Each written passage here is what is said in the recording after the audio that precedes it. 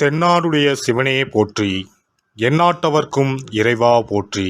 அனைத்து தமிழ் உள்ளங்களுக்கும் கனிவான வணக்கங்கள். நிகழும் ஸ்ரீ மங்களகரமான சோபகிருது ஆண்டு மாசி மாதம் 18ஆம் தேதி வெள்ளிக்கிழமை அன்று பஞ்சமி திதியில் சுவாதி நட்சத்திரத்தில் துருவ நாமயோகத்தில் தைத்தூலம் காரணத்தினில் அமிர்தயோகம் கூடிய நன்னாளில் இந்த சீர்மிகு மார்ச் மாதம் பிறக்கிறது.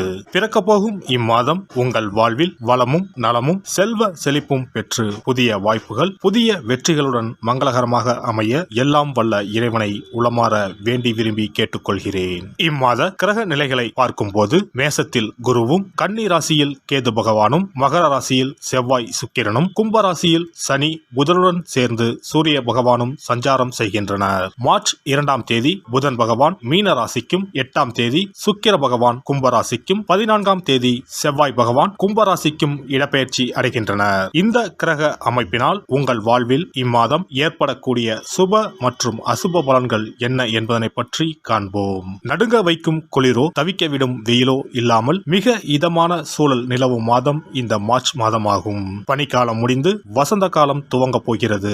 மாசி மாதத்தின் பிற்பகுதியும் பங்குனி மாதத்தின் முற்பகுதியும் இணையும் மாதம் இந்த மார்ச் மாதமாகும். கும்ப மாதமும் மீன மாதமும் இணைந்த இந்த மார்ச் மாதத்தில் பல திருப்பங்கள் உங்கள் வாழ்வில் நடைபெற உள்ளன. மகர ராசி அன்பர்களே, இம்மாதம் புதிய ஆடை ஆபரணங்கள் சேரும். விருந்து விசேஷங்களில் கலந்து கொள்ளும் வாய்ப்பு உண்டாகும். கணவன் மனைவிக்கு இடையே அந்யோன்யம் அதிகரிக்கும். வெளி வட்டாரத்தில் மதிப்பு மரியாதையும் கூடும். அரசாங்க விவகாரங்கள் சாதகமாக முடியும். குரு பகவானின் பார்வைகள் சாதகமாக இருப்பதால் திருமணம், வளைகாப்பு போன்ற சுப நிகழ்ச்சிகள் நல்லபடி நடைபெறும். உறவினர்கள் வருகையால் வீட்டில் மகிழ்ச்சி நிலவும். சிலருக்கு குழந்தை பாக்கியம் கிடைக்கும். கணவன் மனைவிக்கிடையே ஏற்பட்டிருந்த பிணக்குகள் நீங்கி ஒற்றுமை பலப்படும். குடும்பத்தில் மகிழ்ச்சியும் உற்சாகமும் நிறைந்திருக்கும். பிள்ளைகளின் பிடிவாத போக்கு மாறும். அவர்களின் விருப்பத்தை நிறைவேற்றி மகிழும் வாய்ப்பு ஏற்படும். பிள்ளை அல்லது பெண்ணின் திருமணம் தொடர்பான முயற்சிகளை மேற்கொள்ளலாம். நல்ல சம்பந்தம் அமைய வாய்ப்புள்ளது. இளைய சகோதரர்கள் கேட்கும் உதவியை மகிழ்ச்சியுடன் செய்து தருவீர்கள். முக்கிய முடிவுகளை துணிந்து எடுப்பதுடன் அதனால் ஆதாயமும் அடைவீர்கள். அலுவலகத்தில் பணிச்சுமை அதிகரிக்கும்.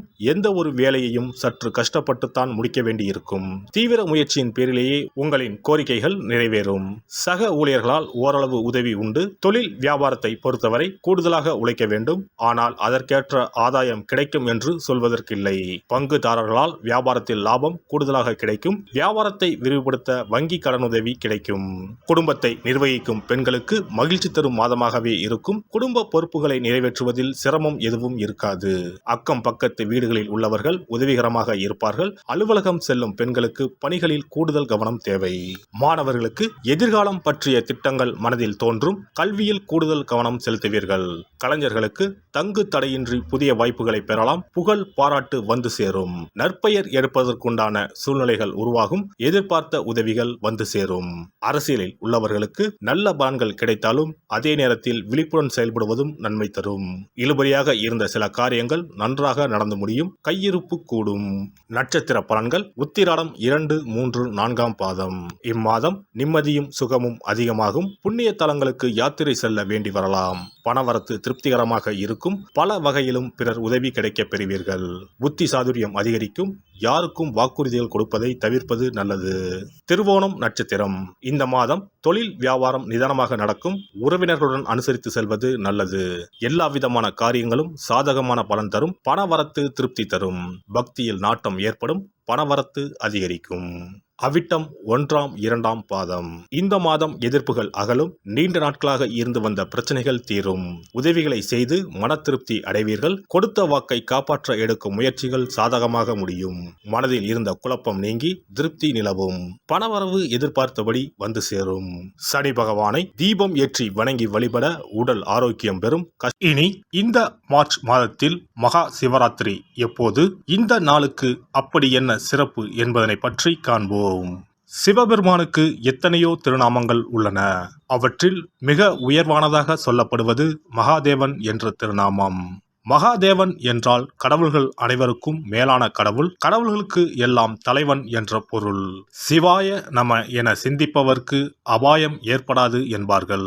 அப்படி கர்ம வினைகளில் இருந்தும் அனைத்து விதமான துன்பங்களில் இருந்தும் விடுபடுவதற்கு சிவனே கதி என சிவபெருமானை சரணடைவதற்கு ஏற்ற நாள் மகா சிவராத்திரி தினமாகும். மகா சிவராத்திரி நாளில் சிவபெருமானை முழு மனதுடன் உண்மையான பக்தியுடன் வழிபட்டால் நம்முடைய வேண்டுதல்கள் அனைத்தையும் சிவபெருமான் நிறைவேற்றி வைப்பார் என்பது ஐதீகம். கவலைகள் நீங்கி காரிய வெற்றியை தரக்கூடிய நாள் மகா சிவராத்திரி விரத நாளாகும். சிவபெருமானுக்கு உரிய அஷ்ட விரதங்களில் மிக முக்கியமானது மகா சிவராத்திரி விரதமாகும். சிவபெருமானின் அருளை பெறுவதற்குரிய மிக உன்னதமான புண்ணிய நாளாகும். ஒவ்வொரு மாதமும் தேய்பிறை சதுர்த்தசி திதியில் வருவதை மாத சிவராத்திரி என்றும், மாசி மாதம் தேய்பிறை சதுர்த்தசியில் வருவதை மகா சிவராத்திரி என்றும் கொண்டாடுகிறோம். நாடு முழுவதும் சிவ பக்தர்களால் கோலாகலமாக கொண்டாடப்படும் விழாக்களில் மகா சிவராத்திரி விழாவும் ஒன்று. இந்துக்களின் மிக முக்கியமான விரத நாட்களில் இதுவும் ஒன்று. முப்பெரும் தேவர்களில் ஒருவரான சிவபெருமானுக்குரிய ராத்திரியாக சிவராத்திரி கொண்டாடப்படுகிறது. இந்த ஆண்டு மகா சிவராத்திரி விழா மார்ச் 8ஆம் தேதி கொண்டாடப்பட உள்ளது. அன்று இரவு 8:20 மணிக்கு துவங்கி மார்ச் 9ஆம் தேதி மாலை 6 மணி வரை சதுர்த்தசி திதி உள்ளது. இதனால் மார்ச் 8ஆம் தேதி இரவு 8:30 மணிக்கு பிறகே சிவராத்திரி பூஜை துவங்க வேண்டும். சூரிய பகவான் கும்பராசியில் பயணம் செய்யும் மாசி மாதத்தில் தேய்பிறை சதுர்த்தி நாளில் முதல் நாள் மாலை துவங்கி அடுத்த நாள் காலை வரை சிவனுக்கு தொடர்ந்து 4 கால பூஜைகள் செய்யப்படும். சிவராத்திரி அன்று இரவு முழுவதும் கண் விழித்து சிவ வழிபாடு செய்து அபிஷேகம், ருத்ராபிஷேகம் செய்து சிவ மந்திரங்களை உச்சரித்து சிவனின் அருளை வேண்டி பிரார்த்தனை செய்ய வேண்டும். ஆன்மீகத்தில் உயர்ந்த நிலையை அடைவதற்கும், துன்பங்கள் மற்றும் பாவங்களில் இருந்து விடுபட்டு மோட்சத்தை அடைவதற்கும் ஏற்ற நாள் இதுவாகும். மகா சிவராத்திரி அன்று அதிகாலையில் எழுந்து புனித நீராடி வீட்டை சுத்தம் செய்து பூஜை அறையில் விளக்கேற்றி வைக்க வேண்டும். பிறகு மாலையில் சிவன் கோவிலுக்கு சென்று அங்கு நடக்கும் அபிஷேகம் பூஜைகளில் கலந்து கொள்ள வேண்டும். அன்று சிவலிங்கத்திற்கு பஞ்சாமிர்த அபிஷேகம் செய்வதும் வில்வ அர்ச்சனை செய்வதும் மிக சிறப்பானதாகும். மகா சிவராத்திரி நாளில் எத்தனை முறை முடியுமோ அத்தனை முறை பஞ்சாட்சர மந்திரமான ஓம் நம சிவாய மந்திரத்தை உச்சரிக்க வேண்டும். இது தவிர சிவபுராணம் பாராயணம் செய்வது மிகவும் சிறப்பானதாகும். இந்த நாளில் ருத்ராபிஷேகம் செய்வதும் கோவில்களில் நடக்கும் ருத்ராபிஷேகத்தில் கலந்து கொள்வதும் மிகவும் சிறப்பானதாகும். இந்த முறையில் மகா சிவராத்திரி விரதம் இருந்தால் முந்தைய 3 பிறவிகளில் செய்த பாவங்கள் நீங்கும். மனக்கவலைகள், நோய்கள், வறுமை நிலை ஆகியன நீங்கும். அதோடு வாழ்வில் அனைத்து விதமான இன்பங்களும் உயர்வும் கிடைக்கும்.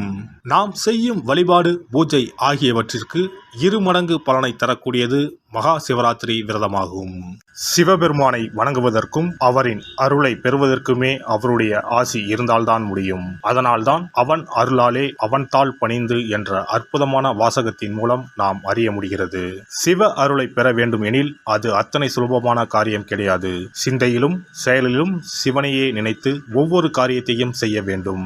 அப்பேற்பட்ட சிவபெருமானின் அருளை பெற எளிமையான ஒரு நாளை பற்றித்தான் இப்பொழுது நாம் தெரிந்து கொண்டோம்.